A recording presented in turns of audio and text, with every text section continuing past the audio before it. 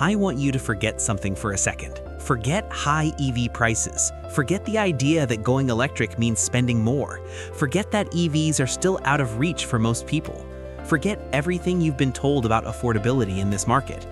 Because something just changed, and most people haven't realized it yet. Welcome back to EV Price Wars. Buckle up, because this isn't just about a new car, it's about a shift that could quietly reset the entire market. Here's the uncomfortable truth. For years, EV adoption wasn't just about technology.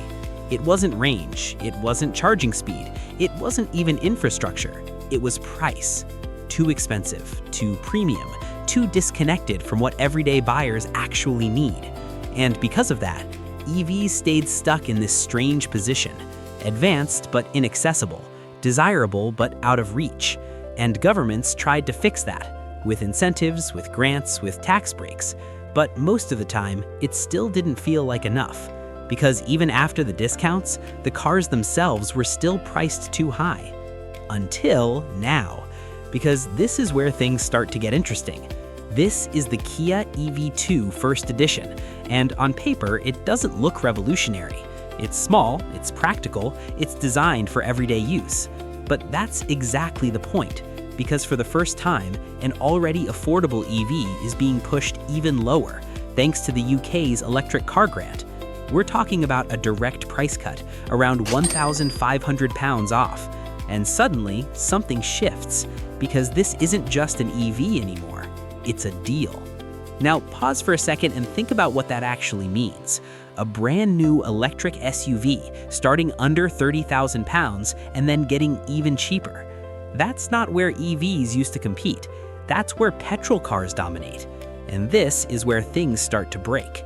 Because when electric cars enter petrol pricing territory, the entire comparison changes. Now it's not, can I afford an EV? It's, why am I still choosing petrol? And that's a much harder question to ignore.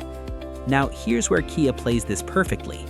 Because they didn't just make it cheaper, they made it make sense. The EV2 First Edition comes with a 42.2 kilowatt-hour battery. Not oversized, not excessive, just built for real-world driving, daily commutes, city use, normal routines. And that's where most cars actually live. Fast charging from 10 to 80% in under 30 minutes, which means you're not restructuring your life around charging, you're just continuing your day. Stop, plug in, move on. That's the experience, and that's what people actually care about. Now look at the rest of the package. SUV design, 5 seats, usable space, everything most buyers actually need without forcing them to pay for things they don't. This isn't a compromise car, it's a this is enough car. And that's what makes it dangerous. Because once enough becomes affordable, overpaying starts to feel irrational.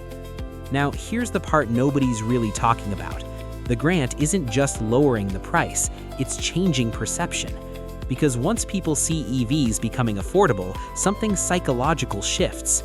The hesitation starts to fade, the excuses start to disappear. And when that happens, adoption doesn't grow slowly, it accelerates.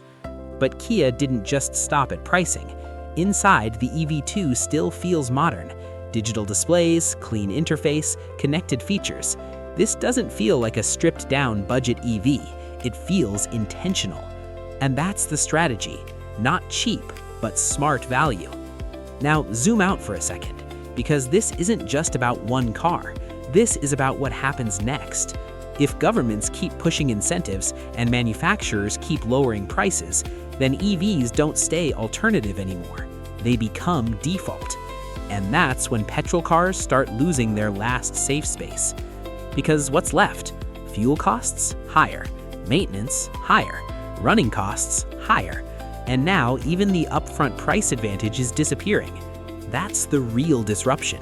Not speed, not range, but affordability. Now, will this alone flip the entire market overnight? No. Grants come and go, policies change, not every country moves at the same pace, but the direction is clear. Lower prices, better value, less resistance. And cars like the EV2 are leading that shift quietly, not loudly, not dramatically, but effectively. Because they don't force the future, they make it easier to accept. And that's how real change happens. So let me ask you something, honestly. If an electric SUV costs the same or even less than a petrol car, what's actually stopping you now? Is it range? Is it charging? Or is it just habit? And how long does that habit survive when the numbers stop making sense? Drop your answer in the comments. I read them all. If this breakdown made you rethink EV affordability, hit like. Subscribe to EV Price Wars, because the real battle isn't just about technology anymore. It's about price. And when price barriers fall, the market doesn't hesitate. It moves.